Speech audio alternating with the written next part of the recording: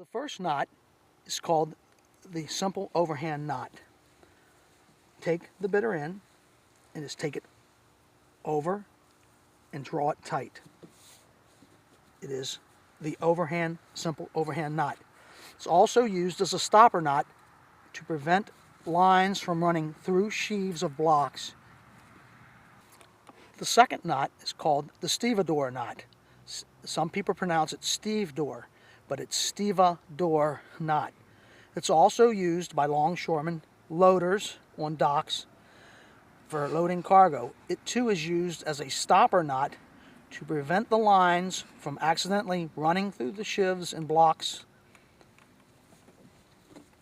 You start out with a bight of line, similar to a figure 8 knot, but you add one additional loop. You take the bitter end, you take it around, you bring it underneath once. If you bring this through, you have a figure 8. You take it round one more time, bring it through the hole that you created, and draw it slowly forward, tying it, working the knot in, and there is the stevedore knot. Stevedore knot. You take your line, your bitter end over, you dip it under once. This would create a figure 8 if you drew it here. You take it around one more time and you bring it through, drawing it slowly forward, working the line, thus stevedore knot. You have the bitter end that you can handle and hold. This will not pass through a sheave and block. The bowline on a bight is used to make two equal loops that will not slip. Previously you learned the overhand knot. You create a bight in the line, and to determine the size of the loops, if you're going to use it for a man harness, you must leave yourself plenty of working room. You start out by tying the overhand knot in the line. There. You take the overhand knot loose, you bring the bight back behind, and then you take and you tumble and you slightly pull the lines forward, thus creating the bowline on the bight.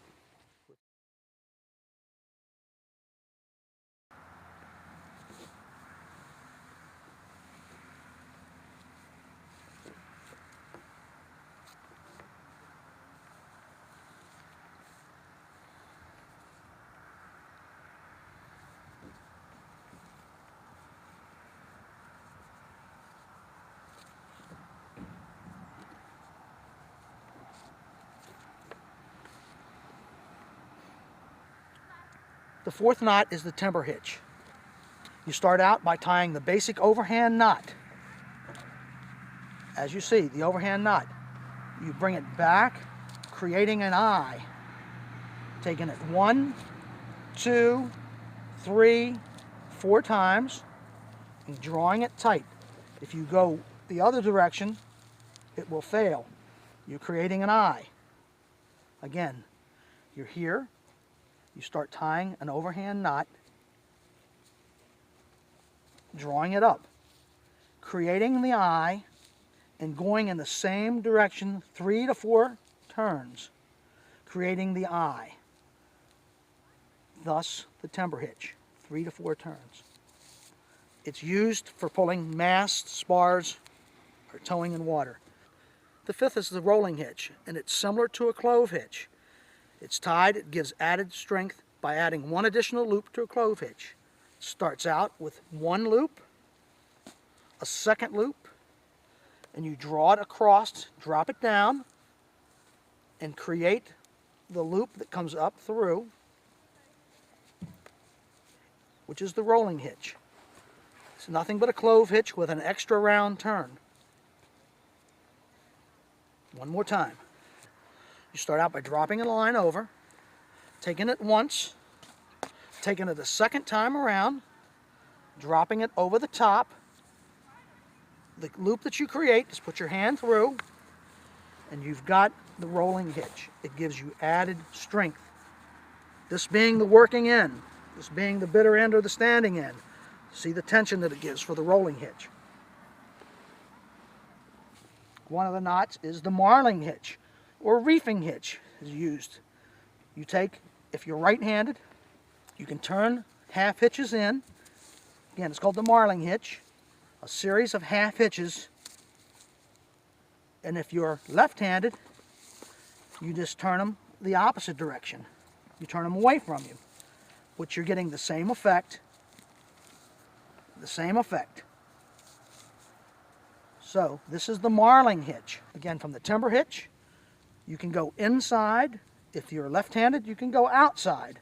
Right-handed, I'm going to turn them, draw it in, draw it in, draw it in, and you can see the strain and the pull. The midshipman's hitch is used similar in which a taut hind hitch is used in the Boy Scouts. The midshipman hitch is used to take up the slack in lines and shrouds. Start out, give yourself enough bitter end. You create a half hitch loop, cause it to tumble. Instead of bringing the loop in behind it, you bring it in and go directly in front of the loop, causing it to jam in front of the loop that you just created. Finishing it up by bringing it in the same direction. Again, you start out, give yourself enough working in. You take a half hitch. You come through the same direction. Instead of bringing it behind, you bring it in and cause it to jam in front of the first hitch that you just did. Then creating the last finish. This is called the midshipman's hitch. What happens is, as lines slack, this can be adjusted. Tightening the lines.